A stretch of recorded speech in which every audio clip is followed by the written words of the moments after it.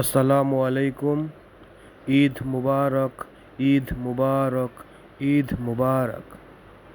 জাতীয় ঈদগাহ মাঠে ঈদের নামাজ আদায় করলাম, আলহামদুলিল্লাহ।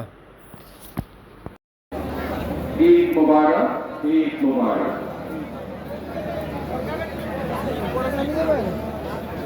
আরো সামনে যাবেন। সম্মানিত উপস্থিতি,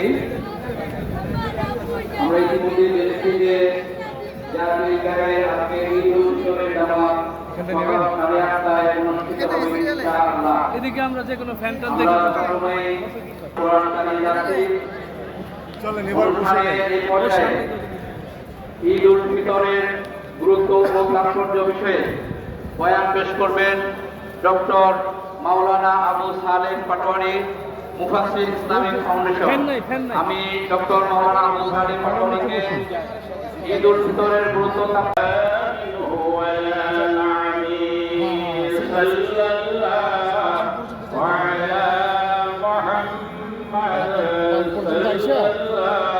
কাজ করেন আপনি লাইন ধরে ঢুকে যান, ঢুকে গেলে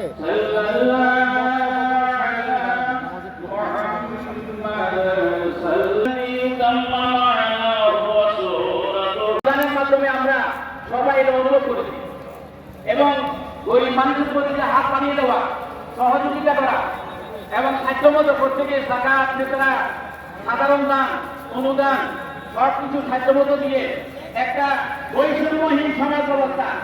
শুধু মানে এই রমজানের আরেকটা ছিল অর্থনৈতিক বৈষম্যহীন সমাজ ব্যবস্থা করে তোলা। যাকাত, ফিতরা, সাধারণ দান, অনুদান এগুলোর মাধ্যমে আমরা অর্থটা যেন শুধু ধনী লোকের কাছে কুক্ষিগত থাকে না থাকে। আমরা এমন একটা অবস্থার মধ্যে ছিলাম যে অর্থ শুধু অর্থবিত্তশালীদের কাছে কুক্ষিগত হয়েছে। যাদের আসে তারা আরো চায়, আরো চায়, তারা পয়সা ছিল না। কিন্তু রমজানের শিক্ষা হলো একটা লিমিটেশনের ভিতরে আমাদের সবাইকে থাকতে হবে। আমার একটা মানুষের বৈধ ইনকামটা যতটুকু প্রয়োজন, বেশি ইনকাম করার কোনো অবস্থা নয়, কিন্তু সেখান থেকে গরিব দুটি অসহায় মানুষের দিকে হাত থেকে দিতে হবে। অর্থ এভাবে উন্নয়ন হবে। গাইলা দৌলতে মাইনা রাখি না, আমরা বলছেন অর্থ যেন সুষম বন্টন হয়, শুধু ধনীদের জন্য উন্নয়ন না থাকে। এই যে রমজান মাসে যাকাত, ফিতরা, দান অনুদানের মাধ্যমে ধনীদের হাত থেকে অর্থ গরিবের হাতে যাবে। একটা স্থিতিশীল বৈষম্যহীন অর্থনৈতিক সমাজ ব্যবস্থা থেকে গড়ে উঠবে। সুতরাং আমরা যদি রমজানের এই শিক্ষা আজকে থেকে প্র্যাকটিস করতে পারি, তাহলে আমাদের আজকে সফল হবে।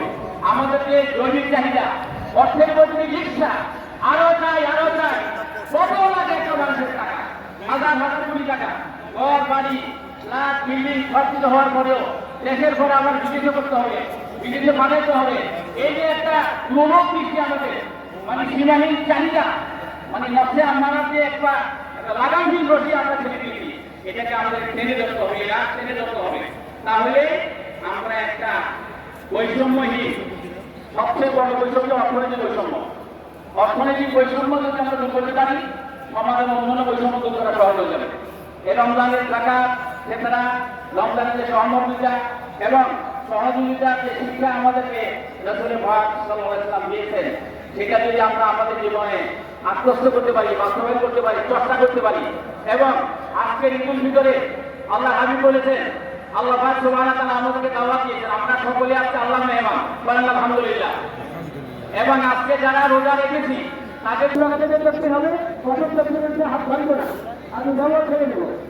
চতুর্থ দেখতে যেটা ওই দেখতে এই তৃতীয় দেখতে গিয়ে আমরা হাত ভাঙছি। বছর করে যারা নামাজ হবে আল্লাহ তাআলা।